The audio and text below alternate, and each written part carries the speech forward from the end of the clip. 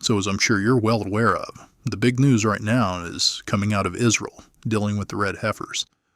The Temple Institute has declared that all 5 of their heifers are disqualified for the ceremony. But is this actually the case? Let's take a look at that. Let's first start by looking at the temple itself. Now we know that they've already created everything that they need for all the ceremonies and everything to take place in the temple. That's already done and everything's been created. But more than that, they are also hanging road signs directing traffic to where the third temple is going to be. Along with that, they've also started construction on lifts for people to get up to the Temple Mount. They are quite literally beginning the process of building the new third temple. Now, a lot of people, including myself, suspect that this UN meeting coming up in September is going to give them the green light to go ahead with construction. And of course, everybody involved would already know this, which is why we're seeing what we're seeing right now. So then the question becomes, would they build this temple knowing that they couldn't use it? Because they would not be able to use it until they could purify it with the ashes of the red heifer. So if they were to go ahead and build it, which they are beginning the process of doing so, would they be willing to build it only to have it sit there and everyone stare at it? Of course not. Furthermore, if they were to inseminate a red cow today, right now, the gestation period for a cow is 9 months, and it would be at a minimum 3 years and 9 months, so practically 4 years away before they could possibly have another shot at this ceremony. That doesn't line up at all. So what could be going on here? Well, let's back up to October 7th. After the horrific attacks of October 7th, Hamas came out and said that they did this in response to the Red Heifers. And Israel is still in a war right now because of those attacks. So if you were the Temple Institute and the third temple was about to be built and you were about to perform the ceremony, would you tell the world that? Or would you tell them there's nothing to see here, everybody look away? Now obviously I can't tell you with 100% certainty what's actually happening because I'm not there and I'm not included in all these private discussions. But I am confident that one of two things is going on. Either one, this is deception and they still have more than one red heifer and they are still going to perform this ceremony. Or more likely, what I really think is going on is they've actually already performed the ceremony. In a scenario like this, that would actually be the smartest thing to do, and I think that's what's already happened. I know we've talked about this in previous podcasts, but I want to show you some more information about this. Hey everyone, Mono Gonzalez here. I wanted to give an update about the Red Heifers. In the last few days, really this whole week, there's been a lot of information that has come out. And there's really three sources, I would say, that are very, very helpful. One is the Temple Institute itself, which you can get information on their Facebook page. The other one is Adam Eliyahu Berkowitz, who writes for Israel 365 News. He's been following all of really the temple projects and the temple developments for many, many years. And the other one, of course, is Byron Stinson, who is the American leader of the Bona Israel group. So what has happened? Well, a few days ago, actually about 2 weeks ago now, Byron had posted a video of a ceremony that took place, which was clearly not on the Mount of Olives. It was in Samaria. And what you saw there was just a 5-second video of a cow burning. And it was posted on a couple other channels. Well, that was kind of it. And then since then, there was a Temple Institute report saying that they were acknowledging that the 5 cows, the 5 red heifers, I'll say it that way, that came over September 15th of 2022 were no longer qualified. So there's been a lot of reaction to that, whether it's people believe it or not, whether they are telling the truth. And at the end of the day, there's no doubt that when you look at the whole situation over the past few years, these cows are almost 4 years old now. They were born in October of 21, and we know that there's no upper age limit. So a lot of people wonder, well, did maybe these cows that were disqualified, maybe they were disqualified because of too many non-red hairs? Well, maybe the hair would fall out, and that's all possible. But the fact that they're saying this, I think there's a couple things going on. Number one, I think that they're trying to minimize the attention that is taking place around the red heifers. Secondly, in their Facebook post, they made the comment that they can't always be fully transparent, which that's kind of been my thinking from the beginning, is how can you have these cows, these red heifers out in Shiloh, where they're accessible to be harmed? And so that was always a question. But secondly, we had that post from the Facebook Temple Institute page. Well, then Adam wrote another article about it, which happened yesterday. And in his article, he simply just discussed pretty much what the Temple Institute said. He's a journalist, so he was reporting the news. And then subsequent to that, Byron had posted a longer video, which was very fascinating, of the July 1st ceremony, this practice ceremony that they had up in Samaria. It was interesting because there was a lot of, again, way more than just a 5-second video. And his perspective on it is that it was a legitimate ceremony that was done with a Kohen, a priest, that was done with a very qualified red heifer. He recognized that it was not done on the Mount of Olives, that it was done in Samaria, which, according to the book of Numbers, which is outside the camp. And so, according to what he is saying, it would follow all of the biblical commands. In early July 2025, a hilltop in Israel became the stage for something that could change the course of all prophetic history. Organizers claimed this was only a practice run of the ancient biblical red heifer sacrifice, but a whistleblower's statement makes us wonder, was it really just a rehearsal, or did we just witness the first real red heifer ceremony in almost 2,000 years? If so, the implications are just staggering. The ashes of a perfect kosher red heifer are the only way, according to Numbers 19, to purify Jewish priests, temple vessels, and worshipers so that they can ascend to the holiest area of the Temple Mount, the very spot where the third temple could be built. According to Jewish religious laws, without these ashes, there can be no temple. And without a temple, certain end-time prophecies remain on hold. So for Christians like me, who don't need a red heifer for purity, that still makes them important. It means that until there's a red heifer ceremony, Jesus can't return, because all prophecies must be fulfilled first. So was this just a dry run or the real thing? Let's consider some very suspicious clues. The choice of the heifer, number one. If this was only a practice, why use an actual red heifer? One of the ones that was brought to Israel for the prophetic purpose of possibly sacrificing it. Even if they claimed it was just disqualified, why not just use some ordinary cow? The weight would be the same, the size would be the same. These heifers have been paraded before visitors from around the world, cherished as living symbols of hope, even given names. And more puzzling, these so-called disqualified cows were part of a breeding program to produce future candidates. Once you kill a cow, that possibility dies with the cow. Why would they end its potential legacy just for a practice session that they could do with a black and white cow?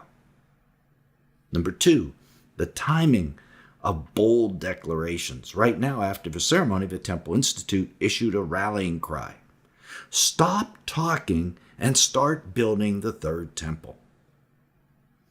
That's no casual comment.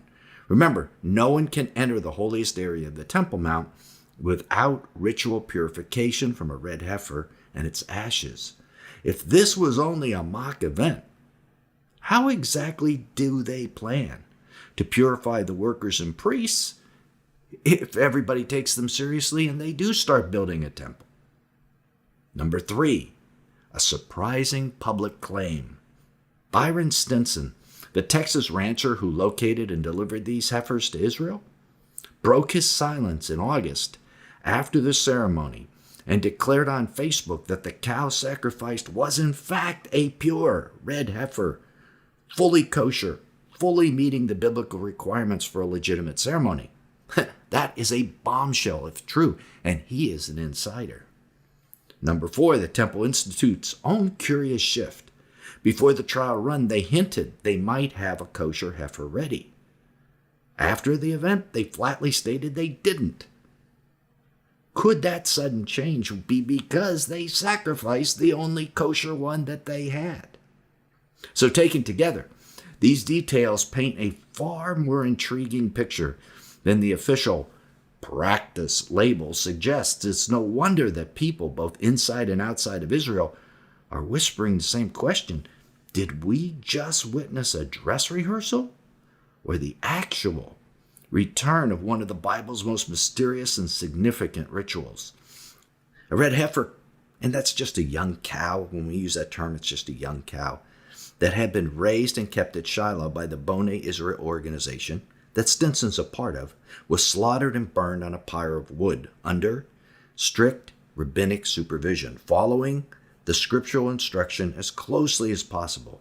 Organizers continued to emphasize that it was an educational rehearsal, a step toward the eventual real ceremony, not an attempt to actually fulfill the commandment. Here's a quote from the Temple Institute. A rehearsal of the red heifer burning ritual was conducted on a hilltop in Samaria in July of 2025. The disqualified heifer's carcass was placed on a wood pyre and completely burned in accordance with biblical and rabbinic instruction. The practice was supervised by rabbis preparing for a potential future ceremony. All right, that's what they had to say. But remember, all those things we said, that just makes that suspicious.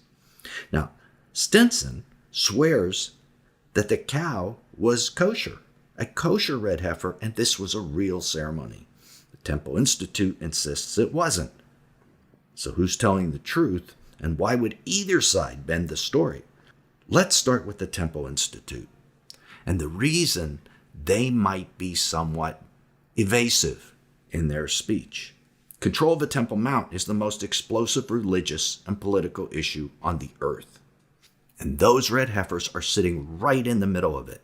If Israel actually has the ashes of a red heifer, they could purify priests and workers according to biblical law and then give them the green light to start building the third temple, exactly what the Temple Institute has just recently started calling for.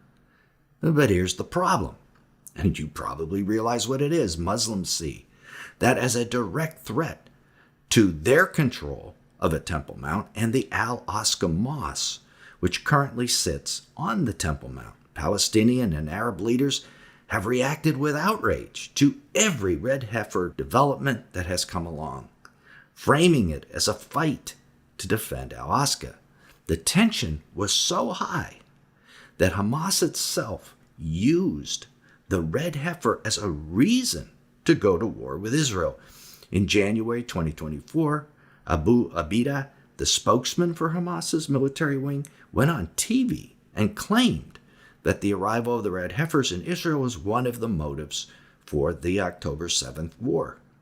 He called the shipment of 5 Texas cows an intolerable provocation. In other words, this isn't just about a cow. It's about a symbol that could ignite the most volatile religious conflict in the world. It could start World War III. So I can see a situation where the Temple Institute has a perfect kosher red heifer, but for the political reality of the ongoing Gaza conflict and the calls for a two-state solution, world opinion, Palestinian opinion would be so negative if they announced that. The Temple Institute decided to sacrifice it in Shiloh instead of in Jerusalem, which they would prefer. Well, does that matter? We'll talk about the location in a second, but first let's discuss if this was the perfect kosher red heifer cow. The organizers say the cow burned in Shiloh wasn't the real deal. We heard him say that. Rabbis from the Temple Institute had already examined it and found the ultimate disqualifier, a couple of tiny black hairs.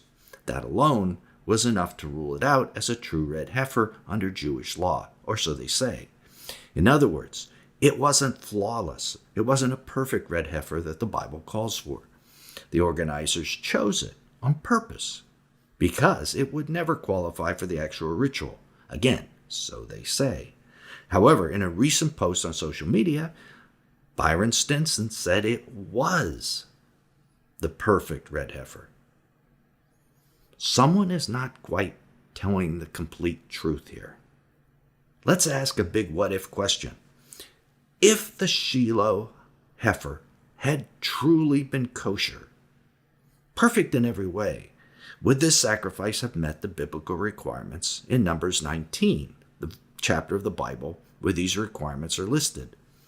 The Torah says the red heifer must be taken outside the camp and slaughtered in view of the sanctuary. That's Numbers 19, 2-4. Shiloh is definitely outside the camp of Jerusalem, but was it in view of the sanctuary? Historically, Shiloh was Israel's worship center during the time of the Judges. The tabernacle and the Ark of the Covenant were there for centuries before Solomon built the first temple in Jerusalem. So if you stretch your imagination, you could argue, yes, Shiloh once was in view of God's sanctuary. That might pass a literal Bible reading, but it fails Jewish oral law. And here's where things get tense between Jews and Christians. In the Gospels, Jesus opposed the oral law, calling it the traditions of men. So a Christian will naturally kick back against it. But Jews aren't Christians.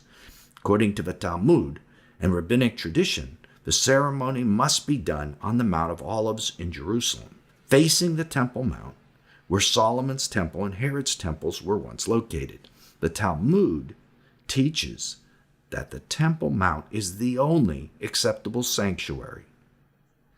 Byron Stinson, the Texas rancher who brought the heifers to Israel, knows this well.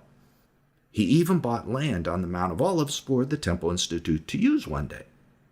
But in his August 6th Facebook post, he clearly pushed back against the Institute's insistence on following oral tradition over the plain reading of Scripture. Here's what he said, quote, "The ceremony went perfect, with a perfect priest in a place outside the camp. And in the opinion of those I respect, we used a perfect red heifer." Notice that, huh? Some will say, all you need is to follow the Torah. We did that. Others have a higher standard under the oral Torah. Many will never agree. End of quote. Well, you can feel his frustration. Stinson's friends at the Temple Institute won't accept Shiloh as a valid spot, but he thinks the written Torah was satisfied, and he's right, it was. Here's my take. Stinson's a Christian, but as a Noahide, you need to know that he follows Torah more closely than most Christians. Still, he realizes he's not bound by that oral law, like his Jewish friends. And that's at the heart of the clash. From a Christian perspective, we don't need a red heifer at all, and you probably know that, because Jesus already fulfilled the entire sacrificial system. His one death on the cross was enough for all time. He's our Passover lamb who protects us from death. He's our Yom Kippur sacrifice who atones for our sins, and he's the red heifer who gives us true purity. Hebrews 9:13-14 makes it really clear. For if the blood of goats and bulls and the sprinkling of defiled persons with the ashes of a heifer, notice that, talk about the red heifer there, sanctify for the purification of the flesh, how much more will the blood of Christ purify our conscience from dead works to serve the living God? The red heifer ceremony is a Jewish ordinance for those who reject Jesus, reject his one-time-for-all sacrifice, and believe they need the ashes for purity. They're trusting in the Torah only and not the New Testament fulfillment of Torah commandments. Christians don't need a third temple for worship either. But prophetically, we know that a temple or a temporary tabernacle of some kind must appear for the end-time prophecies to be fulfilled. That's why I think Stinson, as a Christian with his own prophetic timeline in mind, is eager to see the Red Heifer ceremony happen now. But in the end, we all need to realize it's a Jewish ritual, and the Jewish authorities will decide when and where it takes place. But let's ask the question, what if Stinson is right about everything he wrote? Because he really doesn't have a reason to be wrong. The suspicious facts about using a red heifer for the practice ceremony and the Temple Institute making announcements it's time to build, and the other facts we mentioned at the beginning, make me think that maybe the Jewish leaders had a single perfect red heifer left. And over the last 2 years, they have watched the other 4 grow white or black hairs and become disqualified. And they knew that given all the political upheaval in the Middle East, it was almost assured that this one would become disqualified before they were given permission to sacrifice it on the Mount of Olives. Something the government would have to okay. The government's not going to let them sacrifice there in Jerusalem with all the political upheaval without their okay. So I'm guessing they decided to make a very difficult decision. And this is just my guess, my opinion. They decided to sacrifice it anyway. But in Shiloh, where no permission would be needed, to do it with the right priest and to save the ashes. No one has spoken about the ashes, but my guess is they saved them. And here's why. I think right now the Jewish priests are frustrated because they know it's their own oral tradition, not the scriptures, that are holding them back from saying that this was a legit kosher ceremony. I'm sure it's very frustrating to them as much as it is to Stinson. So I think they are in the midst right now of researching their oral law for a loophole, something they missed that will allow this sacrifice to actually count as the real sacrifice.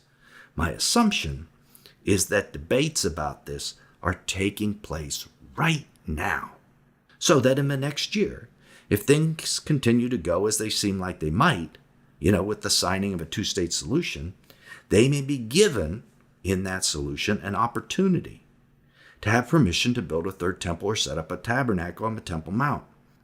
And in that time, in that year, as we get closer to that 2-state solution, if they find that legal loophole in the Talmud, then they will be ready with the ashes from the ceremony, the one they just did, that they kept. This was the first red heifer sacrifice in over 2,000 years, done with a perfect priest. Ritual was completed outside of the camp, aligning with Numbers 19. It was the perfect one. It was a ceremony. They did sacrifice a red heifer, and they do have the ashes for the purification ceremony. It was a legitimate ceremony that was done with a Kohen, a priest, that was done with a very qualified red heifer. What if I told you that Tisha B'Av 2025 is the last time Jews have to mourn for the temple? In 2026, they will have their own temple back. Most people have no idea how the third temple could actually be built. But once you see the plan, it might just shock you. Baron Stinson, the man who has been taking care of the Red Heifers, recently shared surprising news. He said that on July 1st, 2025, Temple Institute really did the actual Red Heifer ceremony. They sacrificed a perfect Red Heifer supervised by the Rabbi Azaria Ariel. He said in a Facebook post, the ceremony went perfectly with a perfect priest in a place outside of the camp. And in that respect, we used a perfect Red Heifer. This ceremony was done before Hashem. He is merciful and faithful. Yes. A lot of people confuse the red heifer ceremony and sacrifices that are done on the altar. So every sacrifice is done on the altar, must be done on the altar on the Temple Mount. Right. And the red heifer ceremony is done outside of the Temple Mount and not on the altar, because it's a ceremony, it's not a sacrifice. The Red Heifer ceremony is the most mysterious ritual in biblical and Jewish tradition, performed outside the camp, where no one is allowed to watch except the designated priest, purifies, then periodically defiles, enacting a sacred drama so rare that even rehearsals are attended by only a few, with no full video ever posted, preserving its secrecy and prophetic weight. According to Rabbi Isaac Momo of Boneh Israel, the Red Heifer ritual described in number 19 must be performed on the Mount of Olives with a direct view of the Temple Mount. This is based on traditional Jewish interpretations of the biblical command that ceremony be held outside the camp, which in the temple time mean east of the temple, across the Kidron Valley. The Temple Institute, a leading organization in red heifer preparation, also affirmed that the actual burning must take place on the Mount of Olives. But in the absence of the temple, the red heifer ceremony may still be performed so long as it takes place at a site where a clear, unobstructed view of the Temple Mount, remote hilltop and elevated location have been quietly chosen for this purpose. These efforts are closely tied to Zionist and Messianic movement that aim to gradually restore temple practice and prepare for the rebuilding of the third temple. Many people believe this could be the last step before the third temple is built.